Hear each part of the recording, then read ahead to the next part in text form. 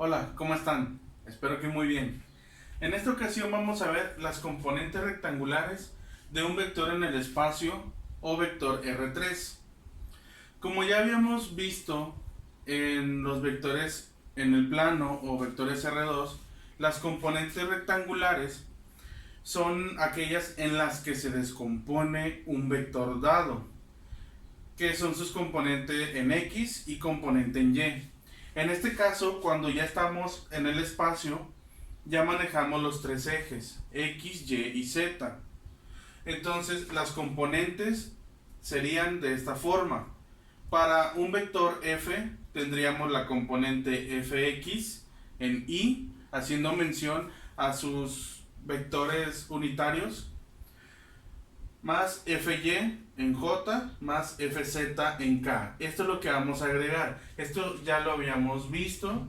Fx y Fy, las componentes de los vectores, y sus vectores unitarios eran Y y J respectivamente. Ahora agregamos el eje Z, por lo tanto ya tenemos Fz, y su vector unitario es la K.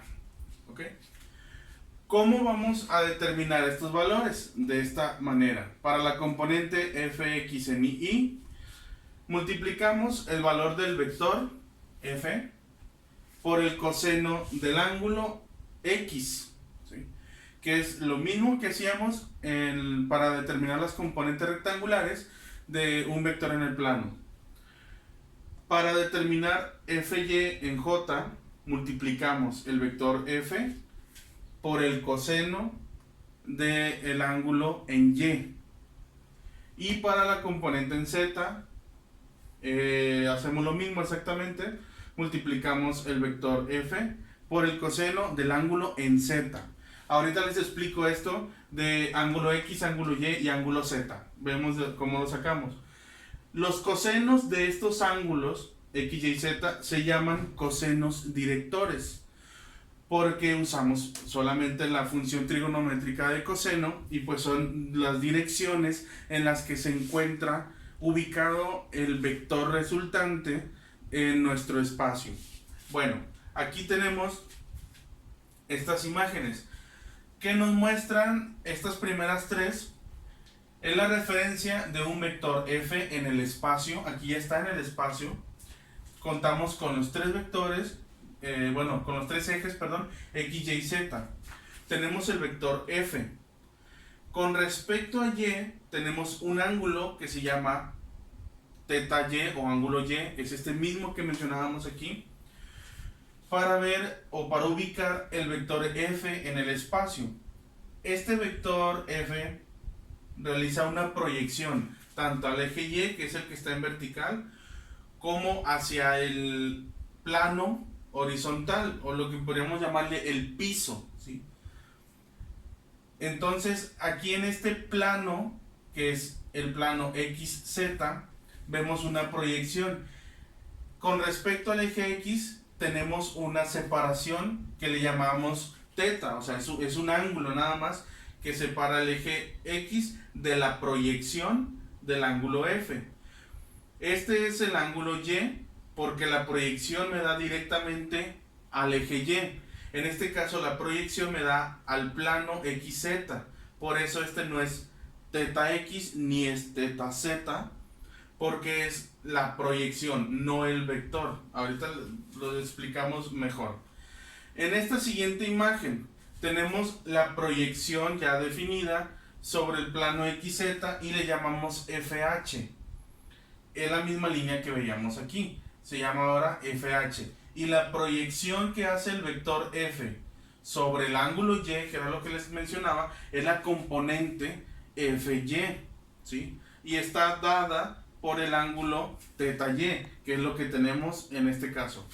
Les repito, como el vector F produce una proyección en vertical directamente al eje Y, por eso aquí tenemos FY, que es el resultado de esa proyección, con un ángulo Y.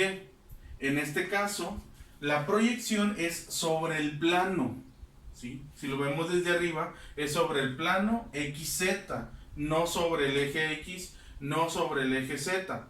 Por eso se llama FH, ¿sí? Aquí es FY porque su proyección vertical es sobre el eje Y. Aquí se llama FH o FA, FB, el nombre que quieran, menos FX o FZ, porque es la proyección sobre el plano, no sobre el eje. ¿Ok? Aquí ya determinamos en la tercera imagen las componentes Fx, Fy y Fz del vector F. Como podemos observar, lo hacemos en base a la proyección FH. Con el ángulo que tengamos de desfasamiento del vector unitario de X hacia FH, podemos determinar esa componente. Y con el desfasamiento que tengamos del eje Z hacia FH, podemos encontrar esa componente en Z. Aquí están representadas las tres componentes. Nada más está la representación así de forma visual. Y bueno, aquí vamos a obtener Fx, Fy y Fz a partir de los cosenos directores, que son los que les mencionaba aquí. ¿Cuál es la gran diferencia? Miren, aquí tenemos el espacio, eje X, eje Y y eje Z. Y tenemos un vector F, ¿sí? Que está proyectado en el espacio.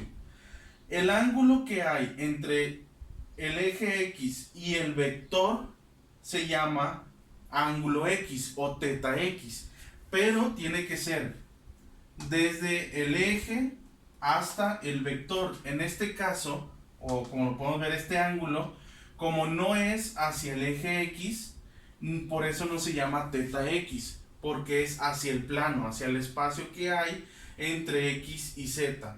Aquí, como es la proyección, perdón, no es la proyección, sino es directamente del eje X al vector F, por eso aquí es teta X. Y esta sería su componente en X.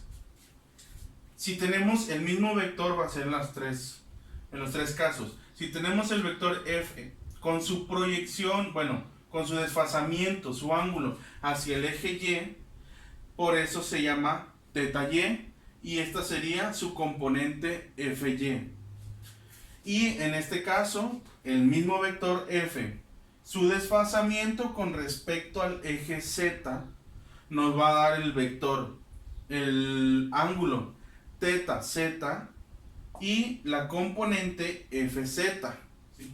Entonces aquí tenemos la componente Fx con su ángulo X, la componente Y con su ángulo Y y la componente Z con su ángulo Z.